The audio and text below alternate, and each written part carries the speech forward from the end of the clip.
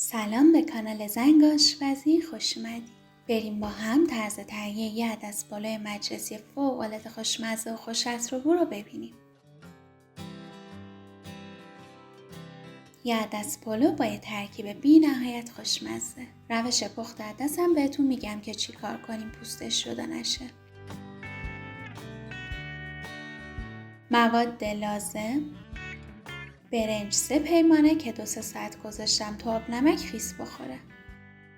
عدس 1.5 پیمانه که پاک کردم و شستم و حدود نیم ساعت گذاشتم با آب ولرم خیس بخوره و آبشم چند بار عوض کردم.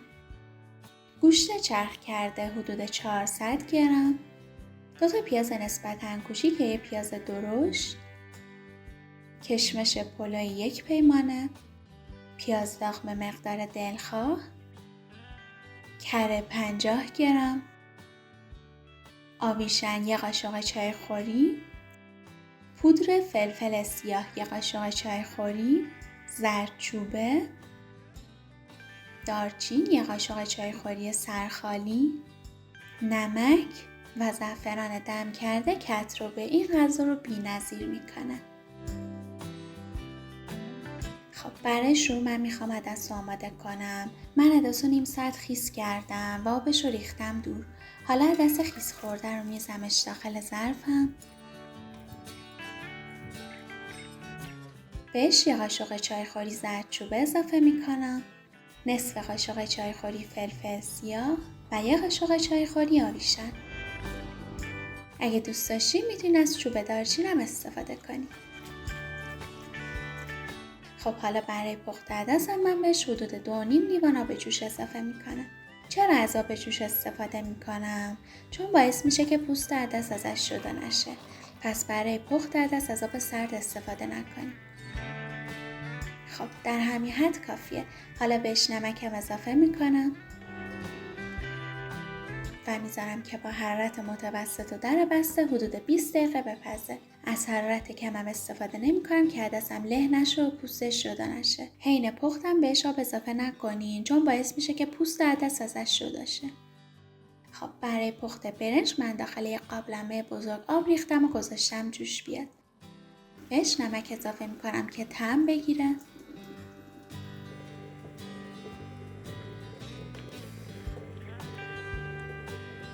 با آب برنجم هم دور میریزم و برنج خیس خورده رو میریزم تو.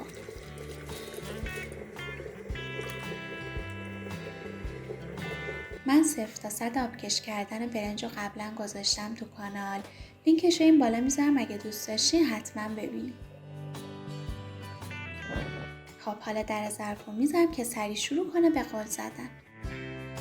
حالا در ظرف رو برمیدارم و اجازه میدم که برنجم در حدی بپزه که مغزش یه مقدار سفت بمونه. بهتر که برای پخت عدس پلو برنجا کمی زنده تر بردارین که برنجتون لون در بیاد بعد پخت. الان برنج من آماده است. برمیدارم و آبکشش میکنم.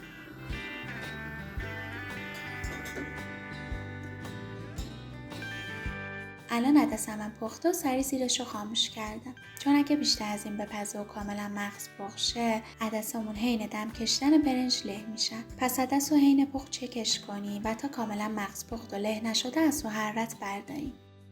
و به این آب اضافیش هم اهمیت ندین و اگه پختش کافی بود حرارت رو خاموش کنین و عدس رو آبکشش کنین. اگه براتون مهمه که آب عدس کاملا کشیده شه، از آب کمتری برای پخت عدس استفاده کنید. خب من عدسمو برمیدارم و میریزم تو آبکش تا آب اضافی شده شه. خب حالا من داخل ظرفم روغن میریزم. بهش کمی زعفران اضافه میکنم.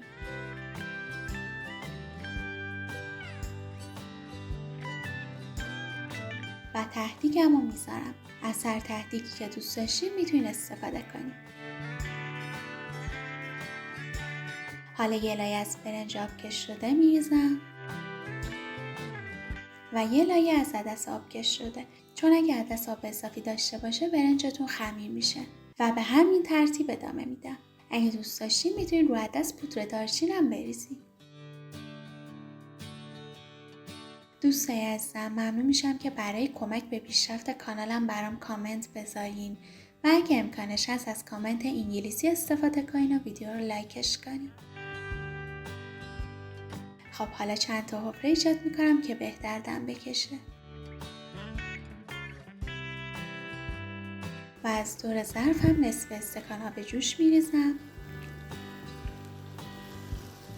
و نصف کرم رو به این حالت میذارم رو برنجم که حین پخت و دم کشیدن آب شه.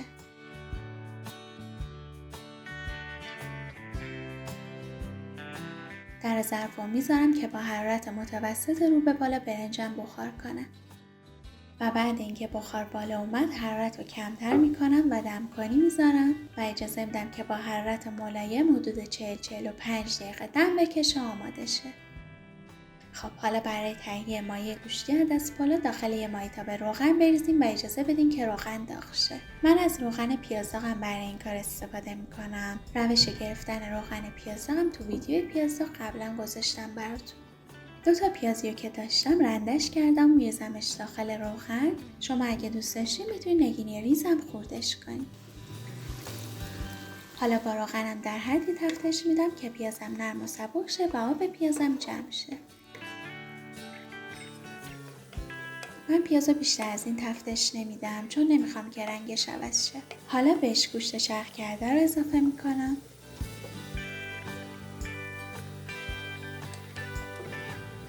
و با پیازم مخلوطش میکنم و تفت میدم تا گوشت باز شه و رنگش عوض شه. از حرارت کمم استفاده نمیکنم که آب نندازه.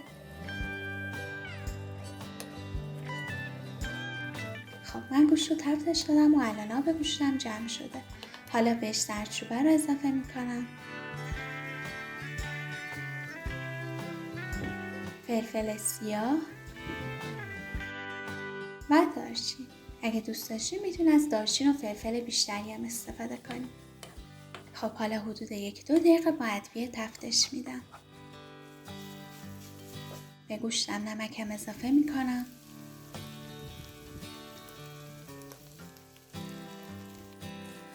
و حدود 1 لیوان بهش آب اضافه میکنم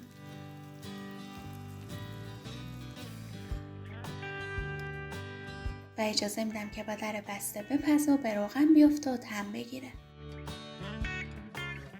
خب الان مایه گوشتی من خوب پخته و آبش کشته شده و به روغن افتاده. دارچینی هم که بهش اضافه کردیم بی نهایت خوش عطرش کرده.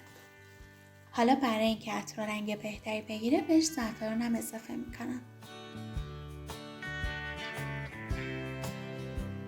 بهتره که زعفران رو مرحله آخر اضافه کنین تا عطرش بیشتر بشه. خب الان مایه گوشتی من آماده است. فوق‌العاده خوش رنگ و خوش عطر و بو. حالا بریم سراغ آماده کردن یک کشمش نرم و خوشمزه. داخل یه مایتابه حدود 1 قاشق روغن ریختم. بهش بقیه کره رو اضافه میکنم و اجازه میدم که کره آب شه.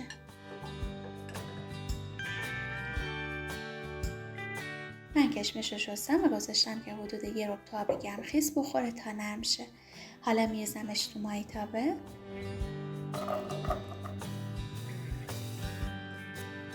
و حدود 1-2 دقیقه تفتش میدم. بهتره که کشمش رو خیلی تفتش ندین چون باعث میشه که خشک و سفت شه.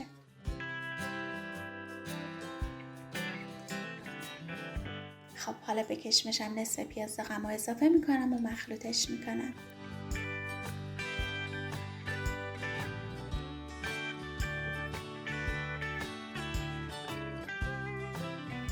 پیشنهاد میکنم که شما هم نصف پیازداغ رو به کشمشتون اضافه کنین. ترکیب پیازداغ و کشمش فوق‌العاده است.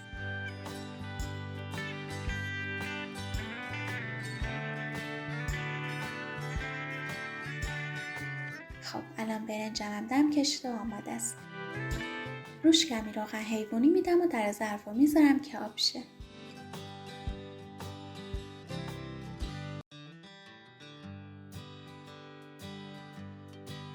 خب اینم از عدس پلوی خوشمزم. ببینین اصلا خمیر نشده و کاملا دون در اومده. عدسمونم خوب پخته و ظاهرش رو از دست نداده و پوستش هم جدا نشده ازش.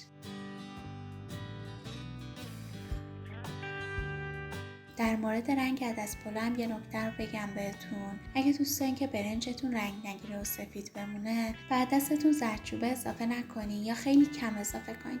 اما بر من مهم نیست رنگش، رو میخوام که تزیینش کنم. برای تزیین من یه ردیف برنج زعفرونی ریختم. حالا از ترکیب کشمش و پیاز داغ هم میریزم و گوشت.